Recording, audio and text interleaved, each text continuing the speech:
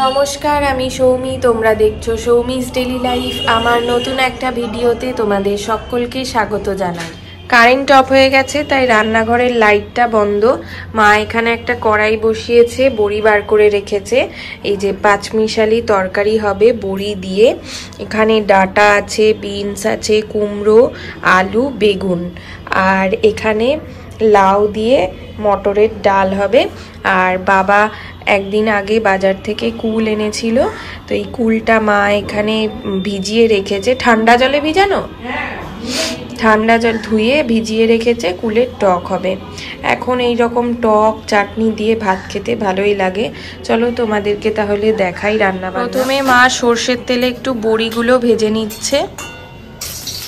ওরে বাবা,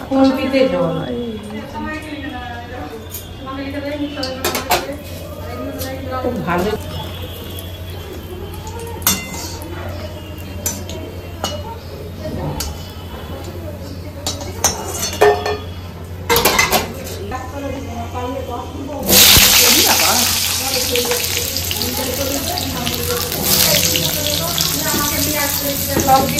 হ্যাঁ, ডাটাটা একটু পরে দিই, আগে একটু নেড়ে চেড়ে নিই। চলো, আলু, কুমড়ো আর বেগুন।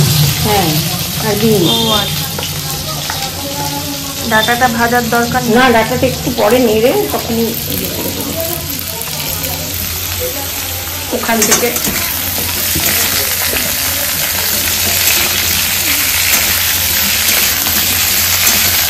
আমাদেরকে এখন কুলের টকটা রান্না করা মা দেখাচ্ছে।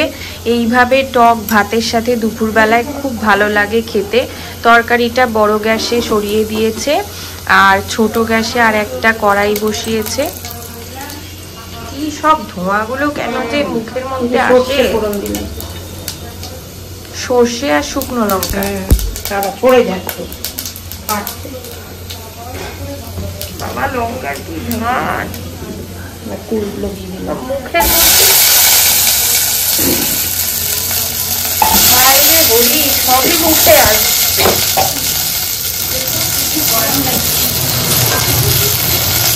হাওয়াটাই জানলা দিয়ে আসছে তো তাই। হ্যাঁ, তারপরে কারেন্ট অফ এক্সস্ট ফ্যানটা নাই না।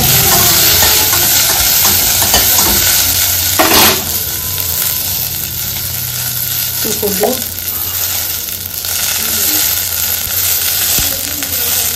পাকা কুল। হ্যাঁ, এইগুলো দই ফুলের পাকা ফুলের টক খেতে হয়। এখন চাটনি হয়, আচারও হয়, টক হয়।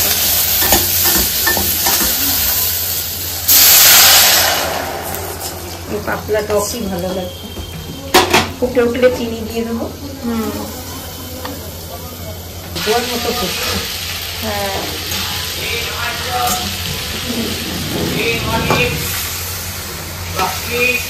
ওইদিকে তরকারিটাও হয়ে গেছে, আর এদিকে কুলগুলো সব ফুটে উঠেছে। মা দু চারটে কুল আবার ফাটিয়েও দিয়েছে। চিনি দিবা কখন? এই যে আর একটু পরে কুলগুলো একটু নরম হোক। বাবা তুলতুল করছে, হচ্ছে পান্তুয়া। আর একটু ফুটলেই চিনি দেবো। ঝোলটা না শুকিয়ে যায়? না, পাতলা পাতলাই হবে। সেই তো চিনিটা দিয়েই দাও। হ্যাঁ, ঝোলটা কমে যাবে।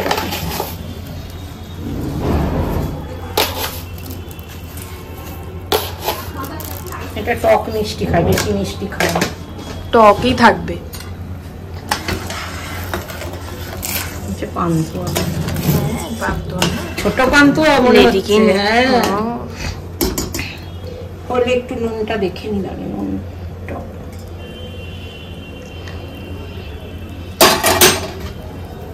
দেখো, মায়ের রান্নাটা অনেকটা এগিয়ে গেছে। এখানে মা মাছগুলো ধুয়ে নিয়ে ভাজাও বসিয়ে দিয়েছে।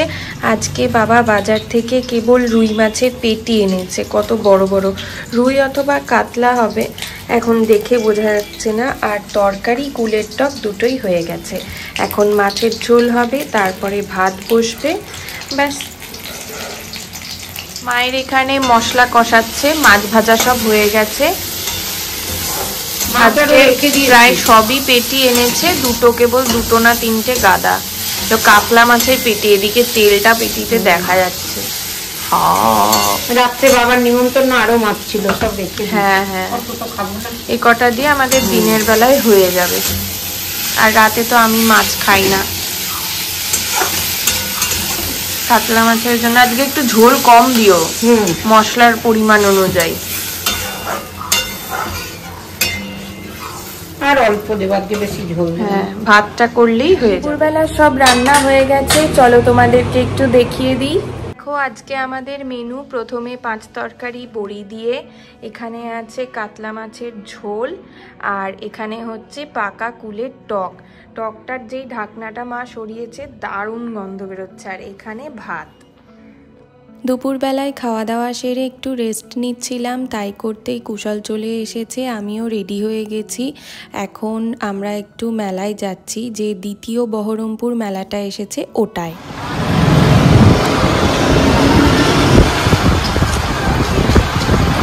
মেলার জন্য ওই জায়গাটা সাজিয়েছে না তো, বাহ দারুণ সাজিয়েছে তো এই মেলাটাতে। চলো এটাতেই যাই। আর চলবে উইকলি। হ্যাঁ, টিকিট পাওয়া দুষ্কর হবে।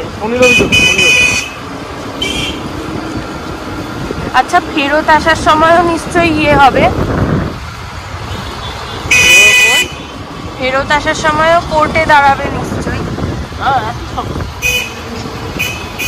হ্যাঁ, এটাই ভিড় আছে গো, ভালোই বলেছ। সুন্দর সাজাইছে, মাই গড।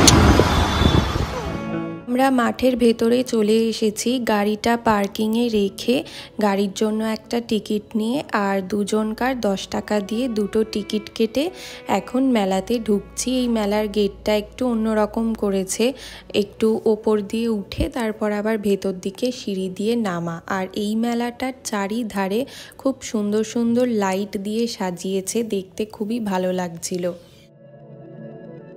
এখানে আমরা দুজন মিলে এখন ওই গড়ানটা দিয়ে উঠছি। এখানে কোনো সিঁড়ি করেনি, তাই মাকে বলছিলাম যে তোমার উঠতে অসুবিধা হবে। প্রথমে মেলাটায় ঢুকেই বাঁ হাতে একটা পাঁশকুড়ার চপের দোকান এসেছে, সেখান থেকে কুশল একটা চপ কিনেছে। আর সেই দোকানেরই আর এক পাশে জিলাপি, তারপর আমিত্তি, মালপোয়া সব ভাজছিল। আমার তো দেখে খুবই লোভ লাগছিল, তাই জন্য 100 গ্রাম জিলাপি কিনেছিলাম 20 টাকা না 30 টাকা দিয়ে।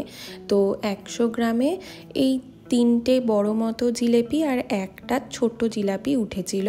তো যেহেতু আমি আর বাড়ি নিয়ে যাইনি, তাই জন্য এখানেই দাঁড়িয়ে একটু খাচ্ছিলাম। জিলাপিটা ভালোই ছিল, গরম, সাথে সাথে ভেজে গরম রসে দেওয়া ছিল, তাই জন্য খেতে খুব একটা খারাপ লাগছিল না।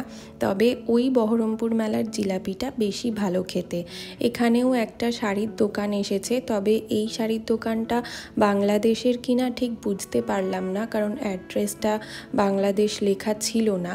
তারপর মেলায় ঘুরে ঘুরে দেখছিলাম কি দোকান এসেছে, অর্ধেক দোকান তো বন্ধই ছিল, আমার ভিডিওতেই তোমরা দেখতে পাবে। এই মেলাটা একটু ছোটও ছিল সাইজে প্রথম বহরমপুর মেলার তুলনায়, আর ছোট হওয়া সত্ত্বেও অনেক লোকের ভিড় কমই ছিল। আমি যতদূর মনে করতে পারছি ওই মেলাটাতে, যেটা আর একটা মাঠে এসেছে, ওই মেলাটাতে অনেক বেশি ভিড় ছিল, দোকানও বেশি ছিল।